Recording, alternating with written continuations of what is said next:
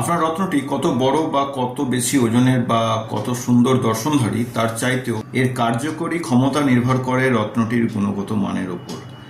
আর যে কোনো রত্নের গুণগত মান নির্ভর করে রত্নটি কতটা পিওরিটি তার উপরে। পিওরিটি বলতে এখানে চলে আসে একটি রত্ন যখন মাইনিং থেকে তুলে আনা হয় তার প্রাকৃতিক অবস্থা কতটা থাকে, পরবর্তী সময় ট্রিটমেন্ট করে এর কালার এবং ক্ল্যারিটিকে বাড়িয়ে দেওয়া হয় এবং এই কালার ক্ল্যারিটি বাড়ানোর সময় যে হিটের প্রয়োগ করা হয় এর ফলে রত্নটির ভেতরকার গুণগত মান অর্থাৎ এর ভেতরকার যে মেকানিজম নষ্ট হয়ে যায়।